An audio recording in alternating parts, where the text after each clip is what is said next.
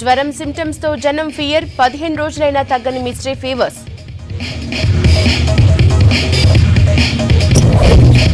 Corona నిర్లక్ష్యంపై high court ఆగ్రహం. RTPCR టెస్టులు పెంచాలని ఆదేశం.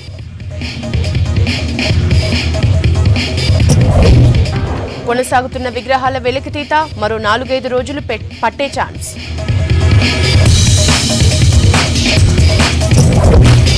దసరా కోసం ధూల్పేట కళాకారులు బిజీ. నవరాత్రులకు రెడీ అవుతున్న అమ్మవారి విగ్రహాలు.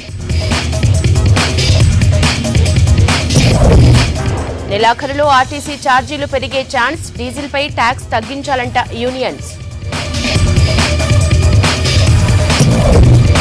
బిజీగా మారిన ఐటీ కారిడార్ పరిసరాలు. హోటల్స్, స్ట్రీట్ ఫుడ్, హాస్టల్స్ కి గిరాకీ.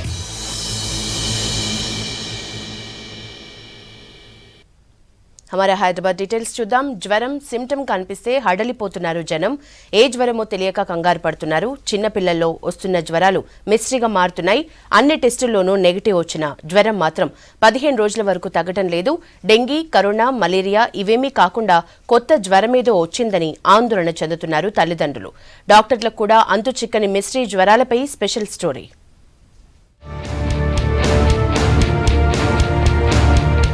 కరోనా వచ్చి ఏడాదిన్నర కావస్తున్నా ఇప్పటికీ ఏ ట్రీట్మెంట్ అందిస్తే తగ్గుతుందో ఖచ్చితంగా చెప్పలేకపోతున్నారు డాక్టర్లు. ఇప్పుడు జ్వరాలు కూడా మిస్టరీగా మారాయి. ఫీవర్ వస్తే సహజంగా 4-5 రోజుల్లో తగ్గుతుంది. వైరల్ లాంటివైతే 10 రోజుల దాకా ఉంటాయి. కానీ ప్రస్తుతం వస్తున్న కొన్ని జ్వరాలు మిస్టరీగా మారాయి.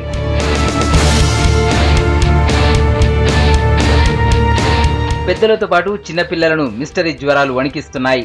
నెల రోజులుగా చాలా హాస్పిటల్స్ లో ఇలాంటి కేసులు రిపోర్ట్ అవుతున్నాయి. ఒక్కో ఏరియా హాస్పిటల్లో 15 వరకు ఇలాంటి కేసులు కనిపించాయి. ఫీవర్ హాస్పిటల్లో 40 మంది వరకు ఉన్నట్టు డాక్టర్లు చెప్తున్నారు. ప్రైవేట్ హాస్పిటల్స్ లోనూ మిస్టరీ జ్వరాల కేసులు ఎక్కువగా ఉన్నాయంటున్నారు డాక్టర్లు.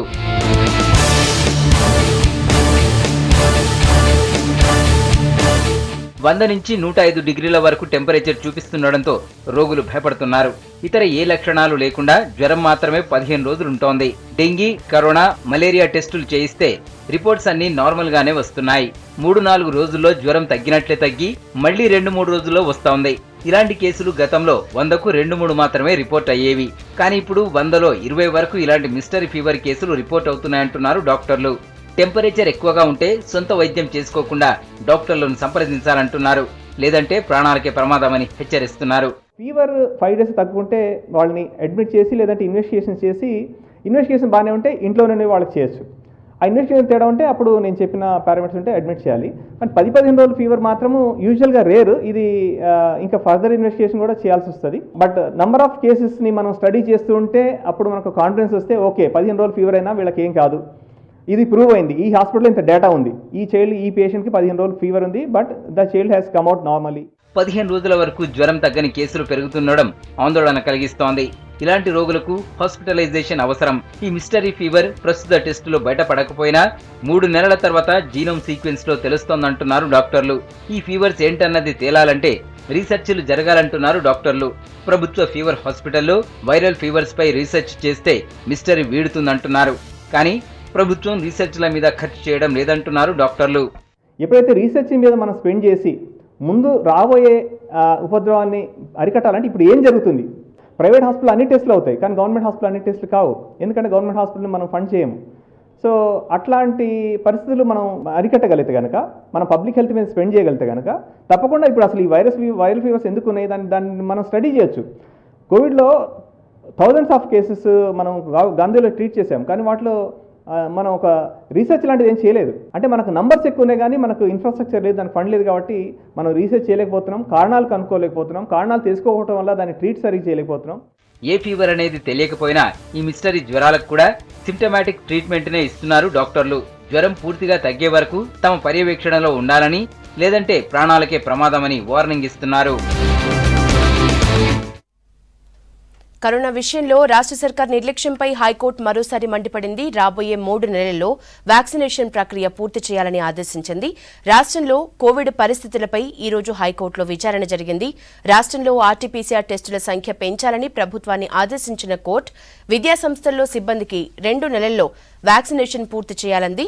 కలర్ కోడెడ్ గ్రేడెడ్ రెస్పాన్స్ అమల్లో ఆలస్యంపై హైకోర్టు అసహనం వ్యక్తం చేసింది. ఇప్పటికే 2 సార్లు ఆదేశించిన రిపోర్ట్ ఎందుకు సమర్పించలేదని హెల్త్ డైరెక్టర్ శ్రీనివాస్ను ప్రశ్నించింది.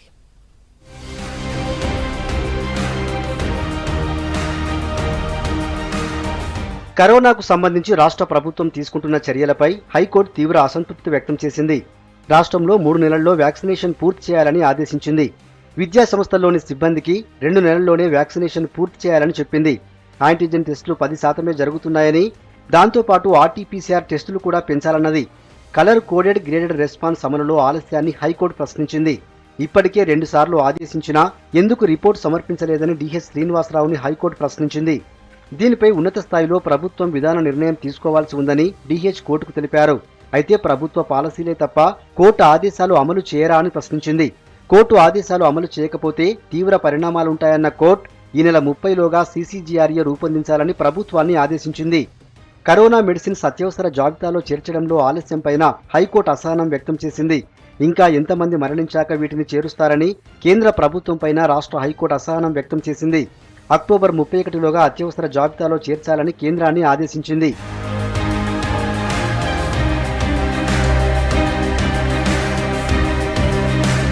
రాష్ట్రంలో కరోనా పరిస్థితులపై డిహెచ్ శ్రీనివాస్ హైకోర్టుకు నివేదిక సమర్పించారు.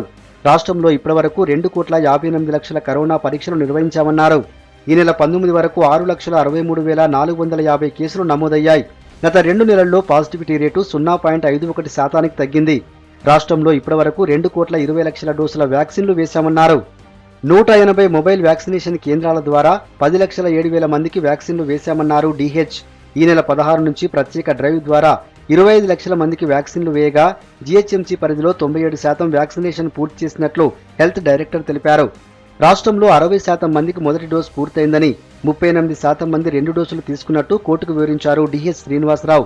3వ దశ ఎదుర్కొనేందుకు అన్ని చర్యలు తీసుకుంటున్నామని హైకోర్టుకు అందించిన నివేదికలో తెలిపారు. తదుపరి విచారణను వచ్చే నెల 4కి వాయిదా వేసింది హైకోర్టు. నిన్నటి సీఎం ఆర్టీసీ రివ్యూకు సంబంధించి సంచలన విషయాలు చెప్పారు సంస్థ చైర్మన్ బాజిరెడ్డి గోవర్ధన్ రెడ్డి. 3-4 నెలల్లో ఆర్టీసీ లాభాల బాటలో పడకుంటే ప్రైవేట్ పరం చేస్తామని సీఎం గట్టిగా వార్నింగ్ ఇచ్చారని చెప్పారు. ప్రైవేట్ పరం చేస్తే కార్మికులంతా జీతాలు లేక రోడ్డున పడతారన్నారు బాజిరెడ్డి. ఇవన్నీ గుర్తుపెట్టుకుని సంస్థలో పనిచేసే ప్రతి ఒక్కరూ కలిసికట్టుగా పనిచేయాలన్నారు బాజిరెడ్డి. ముఖ్యమంత్రి గారు ఒకటే చెప్తున్నారు, 3-4 months లో ఈ కార్పొరేషన్ లాభాల బాటకు వస్తే సంతోషం, లేకపోతే ప్రైవేటైజ్ చేస్తానే గట్టిగా వార్నింగ్ ఇవ్వడం జరిగింది. కాబట్టి ఆ ప్రైవేటైజ్ చేస్తే మరి ఎవరు బతుకు చక్కగా ఉండే కాబట్టి రోడ్డు మీద పడతారు, వాళ్ళు ఆదుకునే వరకు ఉండడు, శాలరీస్ ఉంటాయి, ఏముండయి.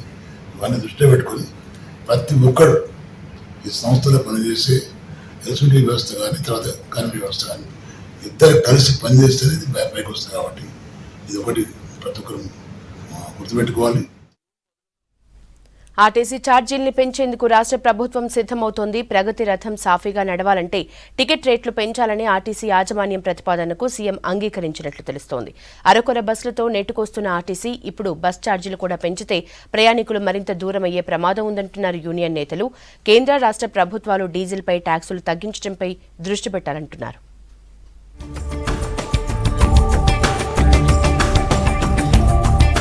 ఏడాదిన్నరగా కరోనా ఫస్ట్ సెకండ్ వేవ్ తో ఆర్టీసీకి కోలుకోలేని దెబ్బ తగలగా అంతకు ముందు 2019లో సమ్మె ఎఫెక్ట్ తీవ్ర ప్రభావం చూపింది. అప్పటి నుంచి నానాటికి ఆర్టీసీ నష్టాల్లోకి వెళ్లిపోగా ప్రస్తుతం జీతాలు కూడా ఇవ్వలేని పరిస్థితి ఉంది. దీంతో ఎలాగైనా ఆర్టీసీని గాడిలో పెట్టాలని భావించిన ప్రభుత్వం ఈ మధ్యే సంస్థకు ఎండీ, చైర్మన్ ను నియమించింది. ఏం చేస్తే ఆర్టీసీ గట్టెక్కుతుంది, ఏ మార్పులు చేయాలన్న దానిపై సీఎం కేసీఆర్ ఉన్నతాధికారులతో సమీక్ష నిర్వహించారు. ఆర్టీసీ ఛార్జీల పెంపు తప్పదని నిర్ణయానికొచ్చారు. టికెట్స్ రేట్లు ఎంతవరకు పెంచాలన్న దానిపై ఇంకా క్లారిటీ లేకున్నా ఈ నెలాఖరు వరకు మోత మాత్రం తప్పదంటున్నారు. బస్సుల సంఖ్య పెంచకుండా, గతంలో తిప్పిన రూట్లలో తిరిగి సర్వీసులను నడపకుండా ఛార్జీలు పెంచితే పెద్దగా ప్రయోజనం ఉండదంటున్నారు యూనియన్ నేతలు. పేద మధ్యతరగతికి అందనంతగా ఛార్జీలు పెంచితే ప్రయాణికులు దూరమయ్యే ప్రమాదం ఉందంటున్నారు. పక్క రాష్ట్రాలను స్టడీ చేసి ఓఆర్ పెంచడంపై దృష్టి పెట్టాలని సూచిస్తున్నారు. నిజంగా ఈ ధరల పెంపుదల అనేది నిజంగా ప్రజలను మన వైపు ఆకర్షించేదానికి అవకాశం ఉంటుందా, ఈ కోణంలో అందరూ ఆలోచించాలని మేము చెప్పదలుచుకుంది. 35% మంది ఆ ధరలు పెరిగే ధరలను భరించలేని నీకు ఆర్టీసీ దూరం అయిపోతే, ఇతర ప్రయాణాల వైపు వెళ్ళిపోతే మన ఆక్యుపెన్సీ రేషియో పడిపోతుంది. సంక్షేమ కమిటీల పేరుతోటి నడపడం అంటేనే కార్మిక సంఘాలను నిర్వీర్యం చేసి ఇక్కడ ఉన్న డెమోక్రటిక్ సిస్టమ్ దెబ్బతీయడం తప్ప ఇంకోటి కాదు. లాస్ట్ టైం 2019 డిసెంబర్లో ఆర్టీసీ ఛార్జీలు 20% పెంపుతో కొంతవరకు ఆదాయం పెరిగినా లాభాలు మాత్రం రాలేదు. డిమాండ్ ఉన్న ఏరియాల్లో బస్సులను నడపకపోవడంతో ఆక్యుపెన్సీ 30% పడిపోయింది. కార్మికులు 56 రోజులు సమ్మె చేసినప్పుడు ఆర్టీసీకి లాస్ వచ్చిందని పదే పదే గుర్తు చేస్తున్న యాజమాన్యం ప్రత్యామ్నాయాలపై మాత్రం సీరియస్ గా దృష్టి పెట్టడం లేదన్న విమర్శలున్నాయి. ప్రభుత్వం కొంతవరకు ఆర్టీసీని ఆదుకుంటున్నా ప్రతిరోజు ₹1 కోటి పైగా లాస్ వస్తోంది. కార్మికుల టీఏ, డీఏ, పీఎఫ్ సంగతేమో గాని ధర్నా చేయందే జీతాలు రాని పరిస్థితికి రావడంపై యూనియన్స్ ఫైర్ అవుతున్నాయి. కరోనా లాక్డౌన్ తో ఆర్టీసీ మరింత దెబ్బతినగా ప్రభుత్వం పట్టించుకోకపోవడంతో మరిన్ని నష్టాలు వచ్చాయంటున్నారు. టికెట్ రేట్లతో పాటు డీజిల్ పై ట్యాక్స్ భారానికి ప్రభుత్వ సబ్సిడీ ఇస్తేనే ఆర్టీసీ దారిలోకి వస్తుందని చెబుతున్నారు.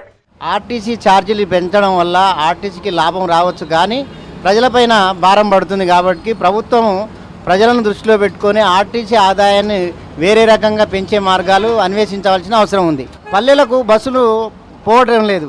తర్వాత ఈ అంతర్రాష్ట్ర సర్వీసులను కూడా పునరుద్ధరించాల్సిన అవసరం ఉంది.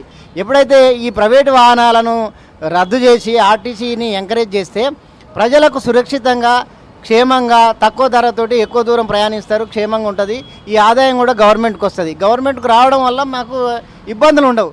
కార్మికులు చెమటోడ్చి ప్రతిరోజు బస్సులు తిప్పడం వల్ల ఆర్టీసీకి 12 నుంచి 13 కోట్ల వరకు ఆదాయం వస్తోంది. నష్టం రాకుండా ఉండాలంటే ఇంకా 18 కోట్లకు పైగా రావాల్సి ఉంది.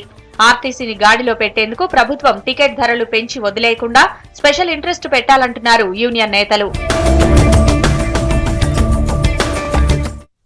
దసరా నవరాత్రులకు అమ్మవారి విగ్రహాలు ముస్తాబవుతున్నాయి. దేవీ నవరాత్రులకు మరో 14 రోజులు మాత్రమే టైం ఉండటంతో ధూల్పేటలో అమ్మవారి విగ్రహాలు తయారవుతున్నాయి. పెరిగిన మెటీరియల్ కాస్ట్, అనుమతుల భయంతో ఈ ఏడాది 40% మంది కళాకారులే విగ్రహాల్ని తయారు చేస్తున్నారు. ధూల్పేటలో అమ్మవారి విగ్రహాల తయారీ, వాటి ధరలకు సంబంధించిన సమాచారం కావ్య అందిస్తారు. వినాయక చవితి ఉత్సవాలైనా, అమ్మవారి నవరాత్రి ఉత్సవాలైనా ధూల్పేట్ పెట్టింది పేరు. ఇక్కడ విగ్రహాలే కేవలం తెలంగాణ కాదు, ఇతర రాష్ట్రాల వాళ్ళు కూడా వచ్చి తీసుకెళ్తుంటారు. ఇక నవరాత్రులు కేవలం 14 రోజులు మాత్రమే ఉంది. ఇంకా ధూల్పేట్లో ఉండే కళాకారులు ఫుల్ టు ఫుల్ బిజీగా కనిపిస్తున్నారు. అమ్మవారి విగ్రహాలని నవరాత్రులకు ముస్తాబ్ చేయడంలో ఉన్నారు.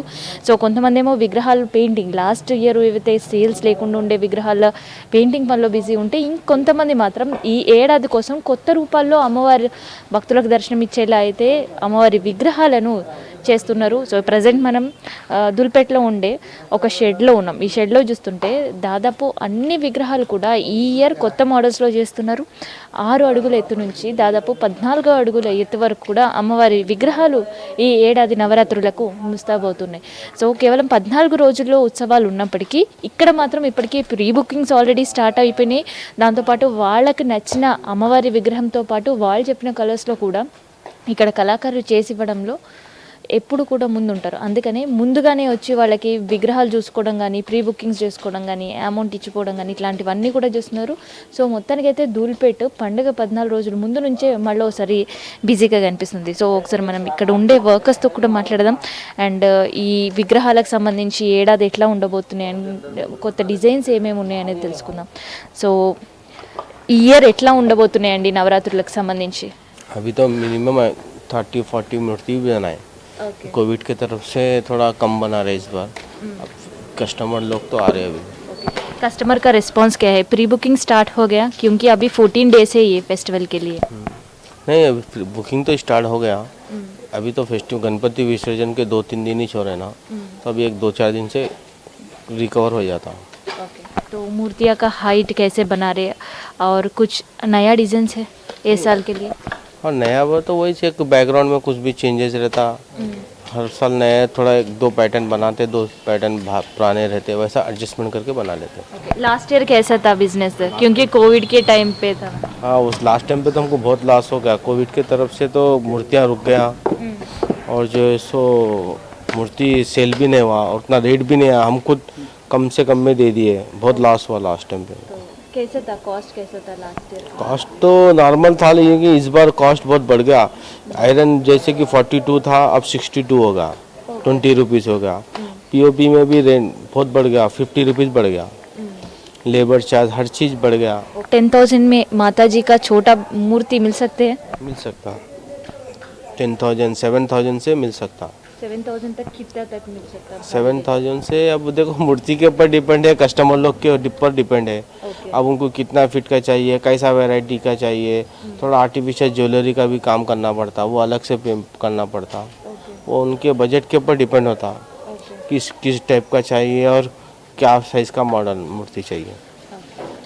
సో ఇది మొత్తానికైతే నవరాత్రులకి అమ్మవారి విగ్రహాలు అయితే రెడీ అవుతున్నాయి. సో ప్రజెంట్ మనముండే షెడ్లో దాదాపు ఒక 7,000 నుంచి దాదాపు 30,000 పై వరకు కూడా విగ్రహాలు కస్టమర్ పైన డిపెండ్ అయ్యి చేస్తున్నామని చెప్తున్నారు. అయితే మన గతంలో చూస్తే ధూల్పేటలో విగ్రహాల సంఖ్య ఎక్కువ ఉండేది. అండ్ ఎక్కడ ఈ గల్లీ చూస్తే గణపతి విగ్రహాలు వెళ్ళిపోయిన వెంటనే ఏ గల్లీ చూసినా ఇక్కడ మనకు అమ్మవారి విగ్రహాలు మాత్రమే కనిపించేవి. కానీ ఇప్పుడు మనం ధూల్పేట చూస్తే కాస్త సుంసాంగానే కనిపిస్తుంది. కొన్ని షెడ్లలో మాత్రమే అమ్మవారి విగ్రహాలకు సంబంధించిన పనులు అయితే అవుతున్నాయి.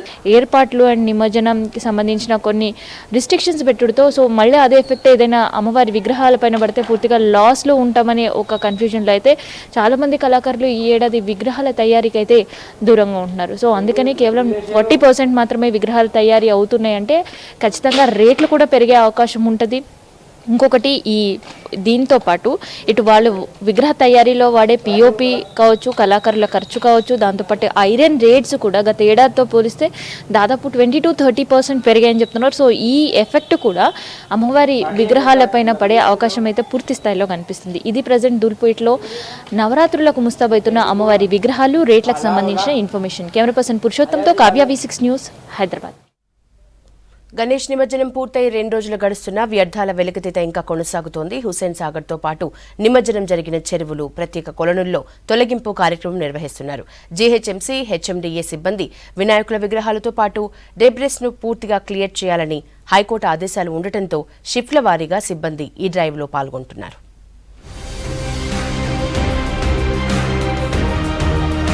గణేష్ నిమజ్జనం జరిగిన ట్యాంక్ బండ్తో పాటు ఇతర చెరువులు, బేబీ పాండ్స్లో ఏర్పడిన వ్యర్థాలను పూర్తి స్థాయిలో తొలగించేందుకు జీహెచ్ఎంసీ, హెచ్ఎండిఏ అధికారులు ప్రయత్నిస్తున్నారు. ఆదివారం ఉదయం ప్రారంభమైన గణేష్ నిమజ్జనం సోమవారం సాయంత్రం దాకా కొనసాగింది. నిమజ్జనం పూర్తి స్థాయిలో కంప్లీట్ అయ్యాక ప్రత్యేక వాహనాలు, సిబ్బందితో క్లీనింగ్ డ్రైవ్ కొనసాగిస్తోంది జీహెచ్ఎంసీ, హెచ్ఎండిఏ. సోమవారం 10,091 మెట్రిక్ టన్నుల వ్యర్థాలు, చెత్తను తొలగించగా ట్యాంక్ బండ్తో పాటు పెద్ద చెరువుల నుంచి 23,094 గణేష్ విగ్రహాలను వెలికితీశారు. ఇంకా 60,097 ప్రతిమలను బేబీ పాండ్స్ నుంచి తొలగించారు. రెండో రోజు అంటే మంగళవారం రోజు కూడా పెద్ద ఎత్తున గణేష్ విగ్రహాలు, పూజా సామాగ్రి, డేబ్రిస్ తొలగించే డ్రైవ్ కొనసాగింది. మంగళవారం నాడు 15,851 మెట్రిక్ టన్నుల వ్యర్థాలను తొలగించగా గ్రేటర్లోని 6 జోన్ల పరిధిలో ఉన్న చెరువుల్లో రెండో రోజు 25,531 ప్రతిమలు, బేబీ పాండ్స్ నుంచి 63,837 వినాయక ప్రతిమలను బయటకు తీశారు.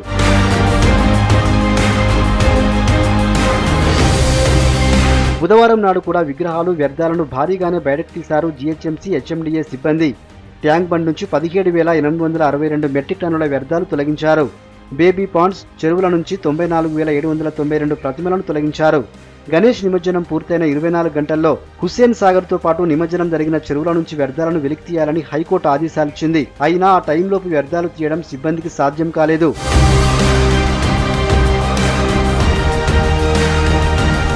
హుస్సేన్ సాగర్తో పాటు ఇతర చెరువుల్లో నుంచి తీసిన వ్యర్థాలను, గణేష్ విగ్రహాలను జీహెచ్ఎంసీ ట్రాన్స్ఫర్ స్టేషన్కు, అక్కడి నుంచి జవహర్ నగర్లోని డంపింగ్ యార్డుకు తరలిస్తున్నట్లు సిబ్బంది చెప్తున్నారు.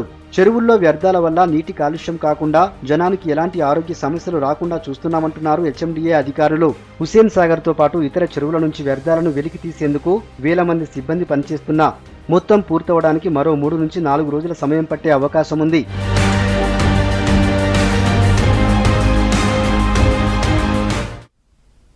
గ్రేటర్ హైదరాబాద్ నగరంలో కొన్ని బస్తీల్లో డ్రైనేజీలు పొంగి పొర్లుతున్నాయి. నెలలు, రోజుల తరబడి పొంగుతున్నా అధికారులు పట్టించుకోవటం లేదంటున్నారు బిఎస్ మక్తా హ్యారిగేట్ బస్తీలోని జనం. ఈ బస్తీలో డ్రైనేజ్ మరుగు వాసన భరించలేక 10 కుటుంబాలు సొంత ఇళ్లకు తాళాలేసి వేరే ఇళ్లలో అద్దెకుంటున్నారు.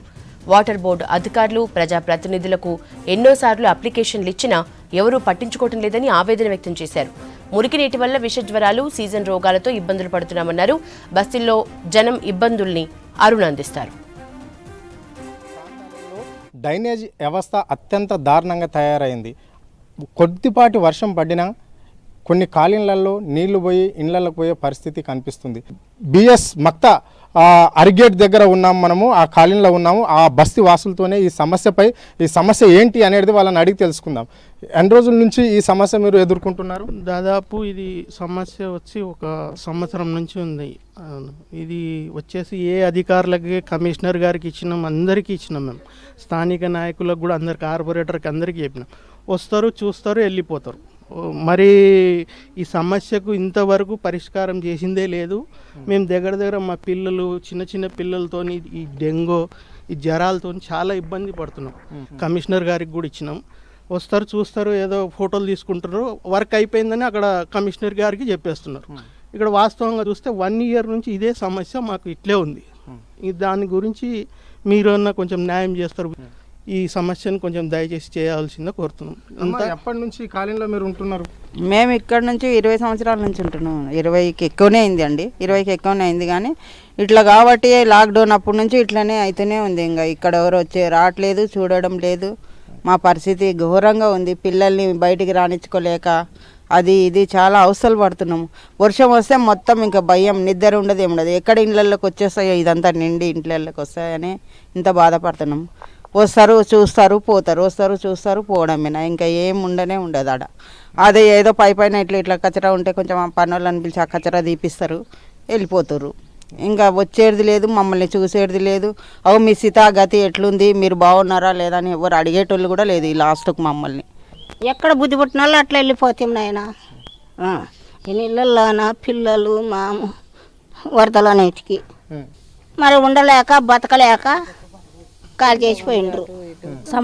సంవత్సరంన్నర అవుతుంది, ఎప్పటికి ఇట్లనే ఉంది. ఇది బాగా చేసే వాళ్ళు ఎవరు లేరు. చేస్తే బాగుంటుంది అనుకుంటున్నాము. పిల్లలకి జ్వరాలు, టైఫాయిడ్ జ్వరాలు అవి ఇవి వస్తున్నాయి, సర్దులు. మేము ఇంకా హాస్పిటల్లోకి పెట్టుకోవాలా, పిల్లల స్కూల్లో చదువులకు పెట్టుకోవాలన్నా, ఏమిటికి పెట్టుకోవాలన్నా చెప్పండి. పట్టించుకునే నాదులే లేరు అసలు ఇక్కడ. చాలా రోజుల నుంచి ఎవ్రీ ఇయర్ ప్రాబ్లం వస్తుంది, చేస్తున్నారు, పోతున్నారు. గత సంవత్సరం నుంచి అయితే ఎవ్వరూ పట్టించుకోవట్లేదు. వాటర్ బోర్డుకు చెప్పినా పెద్ద ఆఫీసర్లు వచ్చిర్రు, చూసిర్రు, అది రోడ్ అవతల ప్రాబ్లం ఉంది, మేము ఇక్కడ దాకానే చేయగలుగుతాము, మాతో ఇంతే అవుతుంది, అది వేరే డిపార్ట్మెంట్, మేము జేసీబీని పంపిస్తాము, దాంతో చేపించేస్తామని చెప్తున్నారు. వచ్చి చూసి కూడా పోయి కూడా ఒక 4 months అయిపోయింది.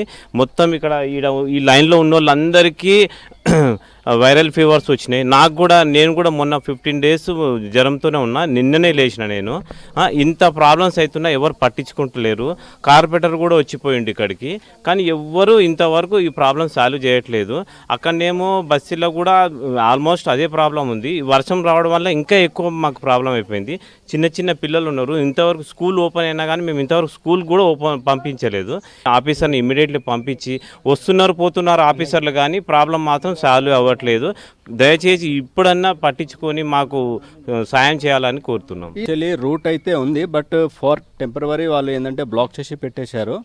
సో ఇప్పుడు ప్రాబ్లం ఏంటంటే ఇప్పుడు తెలంగాణ క్యాపిటల్ సిటీలో ఉన్నాం, హైదరాబాద్లో. సో క్యాపిటల్ సిటీలో ఇప్పుడు ఉన్న అధికారం అందరూ ఎడ్యుకేటెడ్ పీపులే. సో ఎంతమంది ఎడ్యుకేటెడ్ పీపుల్ ఉన్నా కూడా వాళ్ళ దగ్గర ప్రతి ఒక్క కంప్లైంట్ ఉన్నా కూడా వాళ్ళు ఇంతవరకు పట్టించుకోలేదంటే మీరే ఆలోచించండి. సరే 1 month టైం అంటే ఓకే, 1.5 year కన్నా ఎక్కువ టైం అయిపోయింది, అయినా కూడా వాళ్ళు పట్టించుకుంటలేరంటే సిటీ డెవలప్మెంట్ ఎక్కడ ఉంది అనేది మనం ఆలోచించాలని విషయము. ఇంకోటి ఏంటంటే రోగాలు, జ్వరాలు అండ్ కరోనా ఇవన్నీ, మళ్ళీ 3rd wave 4th wave ఇవన్నీ వస్తున్నాయి. మళ్ళీ అవి ఒకటి, మళ్ళీ ఇవి ఒకటి, అంటే సమస్యలతో మేము ఫైట్ చేస్తున్నాం అన్నమాట. ఫైనాన్షియల్ ఫైట్ రెడీ, కానీ సర్కార్ సపోర్ట్ ఉంటే మాకు ఇంకా మంచిది. వాళ్ళ సపోర్ట్ ఉంటే మేము ఇంకా ఏమైనా 100కైనా ఎక్కువ మంది ఉన్నారు. అండ్ ఇక్కడ అందరూ చదువుకున్న వాళ్ళే అండి, ఇక్కడ లేదని కాదు, కానీ పేదరికంలో ఉన్న వ్యక్తులు, మరి అంత హాయి అని కాదు. సో ఈ గవర్నమెంట్ ఏంటంటే ఇక సీఎం క్యాంప్ మా పక్కనే ఉండే, వాకబుల్ డిస్టెన్స్ మాకు సీఎం క్యాంప్ ఉంది ఇక్కడ. సో అక్కడ నుంచి వాళ్ళు కూడా వచ్చి పరిష్కారం చేస్తే బాగుంటుందని నేను కోరుకుంటున్నాను. కెమెరా పర్సన్ నాగరాజుతో అరుణ్, V6 న్యూస్, హైదరాబాద్. మొన్నటి వరకు ఖాళీగా కనిపించిన ఐటీ కారిడార్ రోడ్లు ప్రెజెంట్ బిజీగా మారాయి. కరోనా కారణంగా 18 నెలలుగా ఇంటికే పరిమితమైన టెక్కీలు తిరిగి ఆఫీస్ బాట పట్టారు. దీంతో మొన్నటిదాకా డీలాపట్ట, గచ్చిబౌలి, హైటెక్ సిటీ రోడ్లు ప్రస్తుతం కలకల్లాడుతున్నాయి. సాఫ్ట్వేర్ కంపెనీలే కాదు, వాటిని నమ్ముకుని వ్యాపారం చేస్తున్న స్ట్రీట్ వెండర్స్ కూడా ప్రస్తుతం బిజీగా మారారు.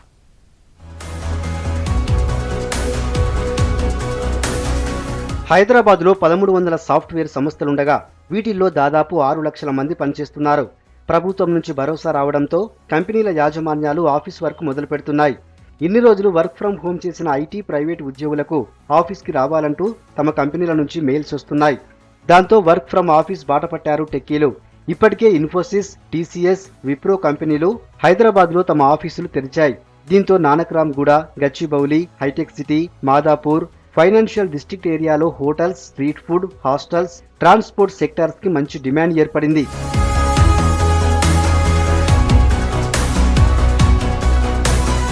మైండ్ స్పేస్ ఆఫీసులో మొదటి కరోనా కేసు వచ్చినప్పటి నుంచి మొన్నటి వరకు కరోనాకి భయపడి ఉద్యోగులను ఆఫీసులకు అనుమతించలేదు. ఇంటి నుంచి వర్క్ చేసే విధానాన్ని కొనసాగించారు. కరోనాకి వ్యాక్సిన్ రావడంతో పాటు థర్డ్ వేవ్ ముప్పు లేదని వైద్య శాఖ అధికారులు చెప్పడంతో ఇక ఆఫీసుల బాట పడుతున్నారు సాఫ్ట్వేర్ ఎంప్లాయీస్. కొన్ని కంపెనీలు పూర్తి స్థాయిలో విధులు నిర్వహిస్తుంటే మరికొన్ని వారానికి 2 రోజులు ఆఫీస్కి రావాలని కోరాయి. ఇంకొన్ని సంస్థలు వర్క్ ఫ్రం హోమ్ పీరియడ్ను కొన్ని రోజులకు పొడిగించాయి. చాలా రోజుల తర్వాత ఆఫీసులకు వచ్చి వర్క్ చేయడం సంతోషంగా ఉందంటున్నారు ఐటీ ఎంప్లాయీస్. తమలో ఏ ఒక్కరికి పాజిటివ్ వచ్చినా అందరికీ ఇబ్బందే. అందువల్ల కంపెనీలు అన్ని రకాల జాగ్రత్తలు తీసుకోవాలని కోరుతున్నారు ఉద్యోగులు.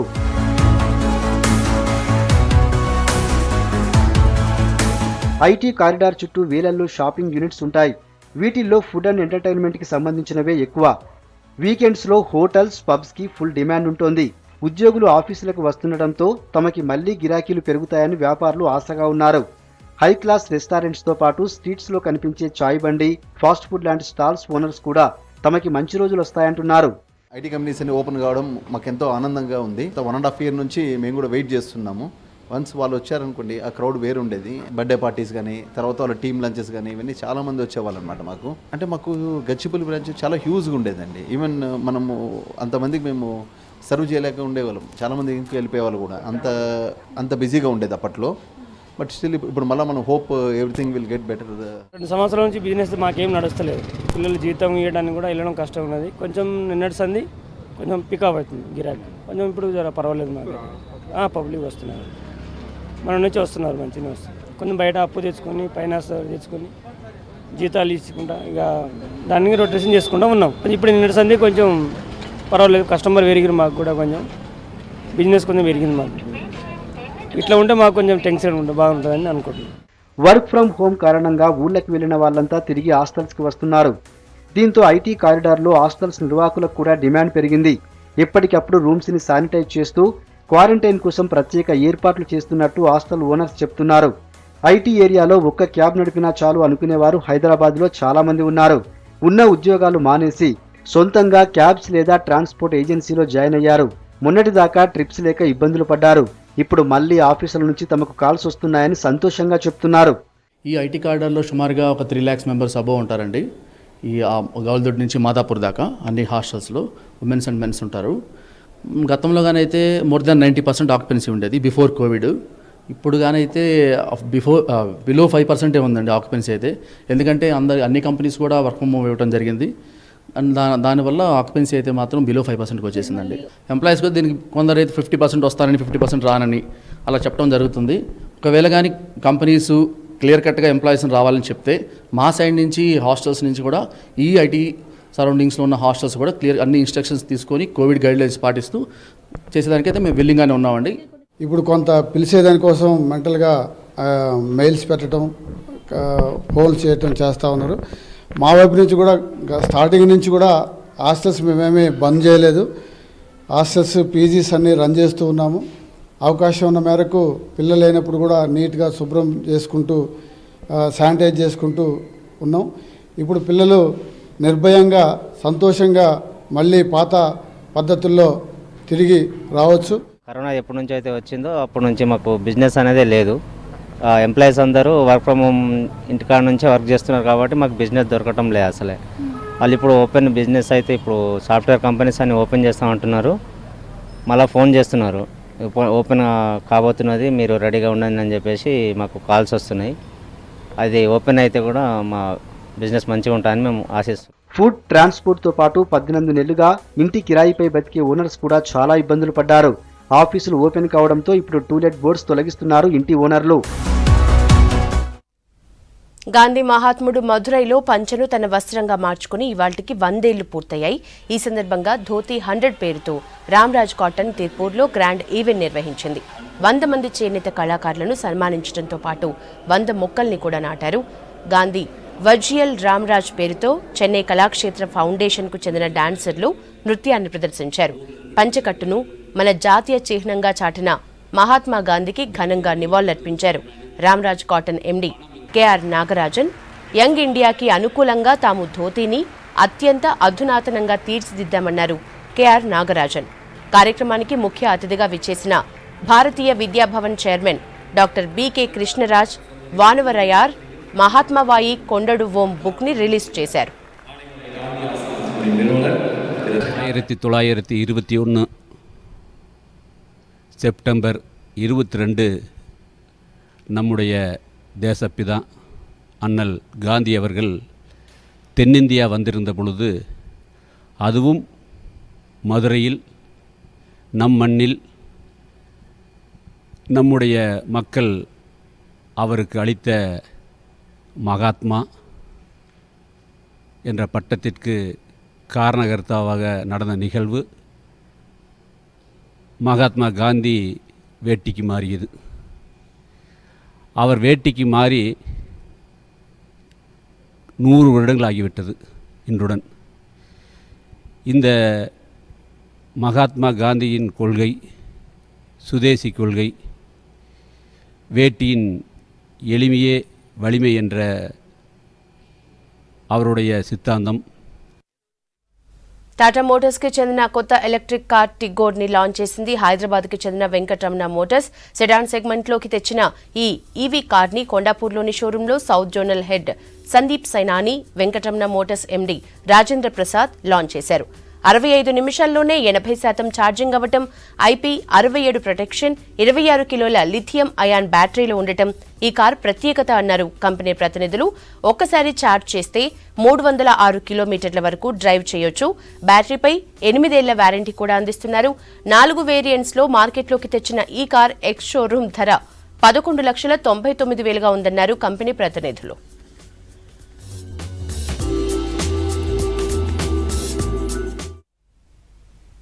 ఇవి హమారా Hyderabad updates. Stay tuned to V6 news as it is.